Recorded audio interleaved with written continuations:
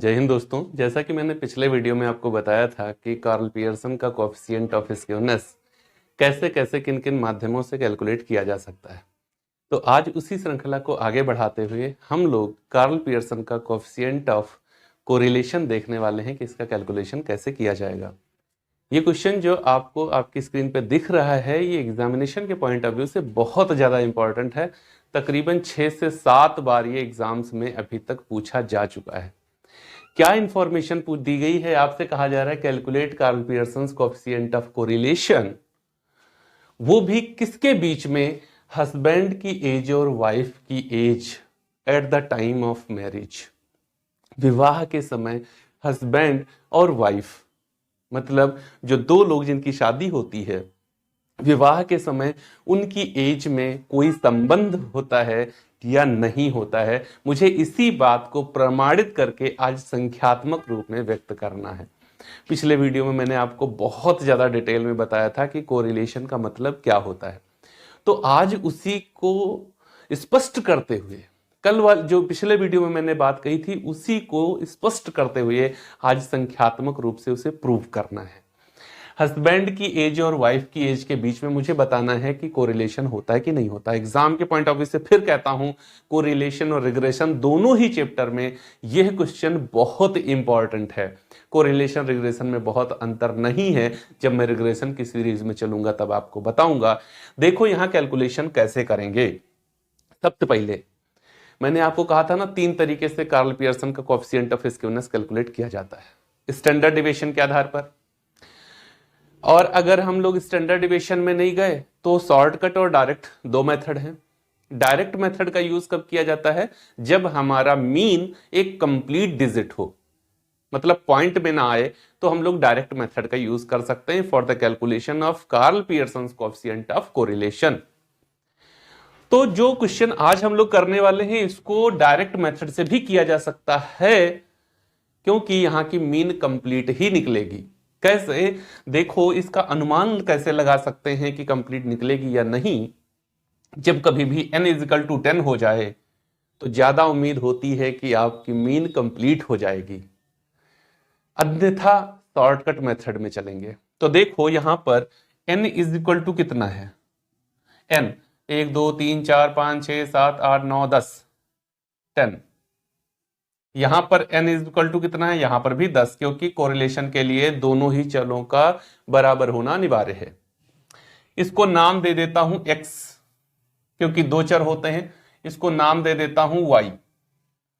तो sigma x कितना होगा? 7 3 10 8 18 18 8 26 26 और 9 35 35 1 36 36 और 3 39 39 और 5 44 44 और 6 50 का जीरो हासिल आ गया है हमारे पास। 5 5 2 7 7 2 9 9 2 11 11 2 13 13 2 15 15 3 18 18 और 3 21 21 और 3 21 3 24 24 3 27 27 और 3 30। सिग्मा एक्स कितना आ गया? 30। तो अगर मैं इसका एक्स बार निकाल दूं तो क्या आएगा? Sigma x upon n, x bar is equal to 300 upon 10 is equal to 30। X bar क्या आ गया? 30 आ गया। चलो इधर का वही सिग्मा वाई कर लो भाई। क्या? 8 2 10 17 1 18 18 और 9 18 और 9 होता है 27 27 और 7 मिला के हो जाएगा 34 34 और 9 34 और 9 हो जाएगा 43 43 और 8 51 51 और 9 60। 6 1 7 7 2 9 9 2 11 11 2 13 13 2 15 15 2 17 17 2 19 19 2 21 21 2 23 23 2 25 250। तो y बार बराबर sigma y upon N, y bar बराबर 250 divided by 10 is equal to 25। तो x बार क्या आ गया? 30, y बार क्या आया? 25। ध्यान रखना डायरेक्ट मेथड का यूज तभी कर सकते हैं जब x बार भी कंप्लीट डिजिट हो और y बार भी कंप्लीट डिजिट हो।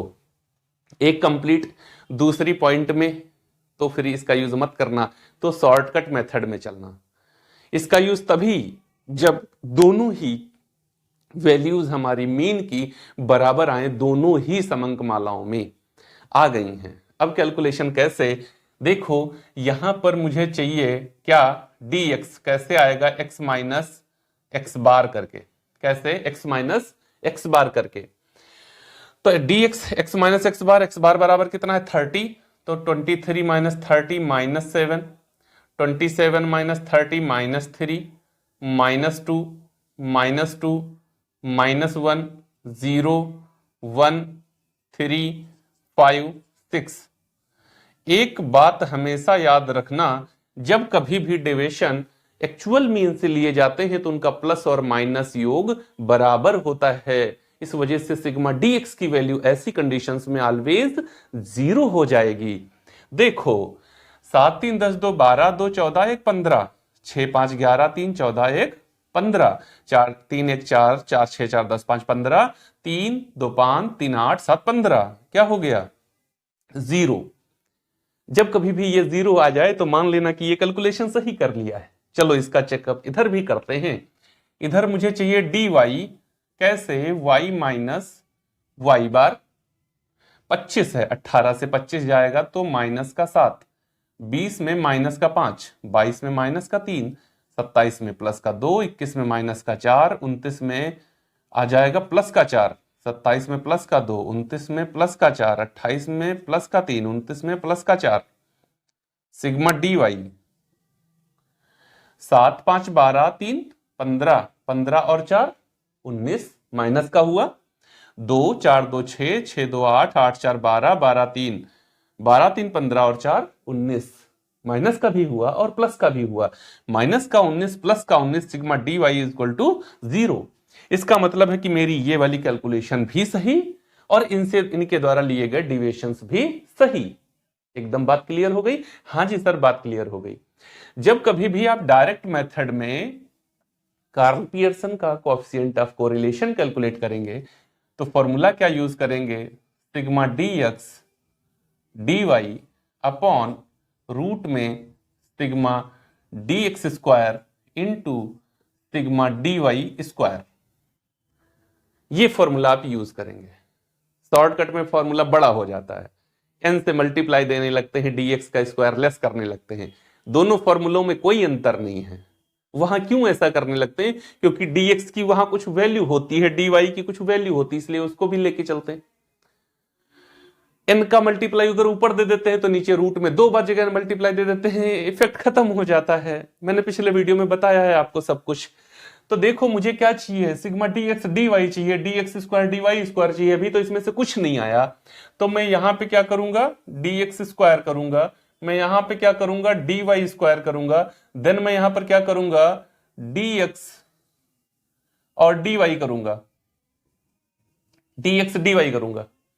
अब देखो dx dy है मेरे पास ऑलरेडी। एग्जाम में हमेशा ध्यान रखना, अगर आपने इन कॉलम्स को भर दिया उसके बाद मल्टीप्लाई देने आए तो गलती होने की संभावना बढ़ जाएगी।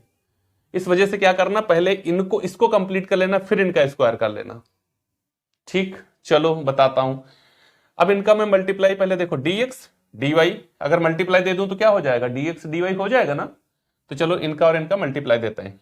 7 7 49 प्लस का माइनस माइनस प्लस, 5 3 15 प्लस का, 3 दूना 6 प्लस का, 2 दूना 4 लेकिन कैसा, माइनस का, प्लस माइनस माइनस, 4 इक्कन 4, 4 जीरो 4, 2 इक्कन 2, 4 तिया 12, 5 तिया 15, 6 चौक 24, टोटल कर लो तो 9 5 16, 9 5 14, 14 6 20, 20 4 24, 24 और 2 26, 26 2 28, 28 और 5 33, 33 और 4 37, 4 3 7 1 8, 8 1 9, 9 1 10, 10 2 12, कितना हुआ 127 हुआ। लेकिन उसमें माइनस का 4 है तो इसको हम माइनस कर देंगे तो क्या बचेगा, 123 बचेगा। तो sigma dx dy is equal to 123। Okay, बात क्लियर हो गई आपको? हाँ जी सर, बात क्लियर हो गई है। अब इनको कंप्लीट कर लेते हैं। 7 7 49, 3 3 9, 2 दूना 4, 2 दूना 4, 1 कन 1 0 कन 1, 3 3 9, 5 3 5 25 और 6 6 36। ओके चलो इसका टोटल करते हैं, तो इसका टोटल कितना आएगा, सिग्मा डी एक्स स्क्वायर, 9 9 18, 18 4 22, 22 4 26, 1 27, 1 28, 28 और 9 37, 37 और 5 होता है हमारा 42, 42 और 6 48, 4 4 8, 8 2 10, 10 3 13, 138। इसका स्क्वायर कर लो, 7 7 49, 55 25, 3 3 9, 2 दूना 4, 4 चक्कू 16, यहां माइनस माइनस प्लस ही हो जाएगा, 4 चक्कू 16, 2 दूना 4, 4 चक्कू 16, 3 3 9, 4 चक्कू 16, सिग्मा डी वाई स्क्वायर, 9 5 14, 14 और 9 23, 23 4 27, 27 और 6 33, 33 6 39, 39 और 4 39 और 4 43, 43 6 49, 49 9 58, 58 और 6 64, हासिल आ गया हमारा 6, 6 4 10, 2 12, 1 13, 1 14, 1 15, 1 16, 164। अब देखो मुझे जितनी वैल्यूज चाहिए थी वो सब की सब मैं कैलकुलेट कर चुका हूं, कोई भी वैल्यू ऐसी नहीं है जो कैलकुलेशन से बची हुई है, सबकी सब वैल्यू कैलकुलेट हो गई। अब मुझे क्या करना है, इस फॉर्मूले में वैल्यू रखनी है और वैल्यू को पुट कर देना है, फिर सॉल्व कर देना है। ओके, बहुत बेहतरीन क्वेश्चन है भाई, 15 नंबर देने वाला है पक्का आपको। चलो यहां क्या करेंगे, sigma D X D Y कितना, 123 अपॉन रूट में 138 इंटू 164, तो आर बराबर 123, इधर इनका मल्टीप्लाई करो, देखो कितना आएगा, 138 इंटू 164, 22,632 मतलब 22,632। यहां पर 123 डिवाइडेड बाई इसकी रूट वैल्यू निकाल लो, देखो कितनी आएगी, तो रूट में जब हम लोग रखेंगे 22,632, तो ये आएगा 150.439, 150.439। तो R इज इक्वल टू, इसको सॉल्व करते हैं भैया, R इज इक्वल टू कितना आएगा, 123 डिवाइडेड बाई 150.439, 0.8176। तो पहले तो हम लोग मैच करते हैं चल के कि मेरा आंसर यही एग्जैक्ट आ रहा है या फिर नहीं। वैसे नहीं के चांसेस बहुत कम, लेकिन फिर भी चेक तो करना पड़ेगा भैया, है ना। एग्जैक्ट आ रहा है मेरा, प्लस में 0.8176 पूरा एग्जैक्ट आ रहा है। मैंने आपको इसके मेथड्स बताए थे कि कैसा कैसा रिग्रेशन होता, कोरिलेशन होता है, माफ करना है, रिग्रेशन कोरिलेशन एक साथ हो गया, कोरिलेशन। तो इसको आप इसका एक्सप्लेनेशन देंगे, क्या एक्सप्लेनेशन देंगे, positive high and very high degree correlation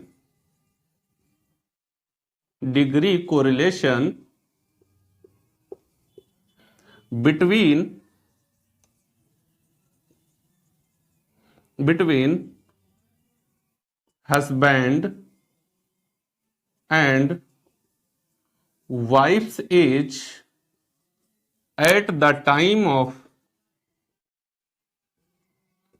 marriage। ये लिखना बिल्कुल भी मत भूलना।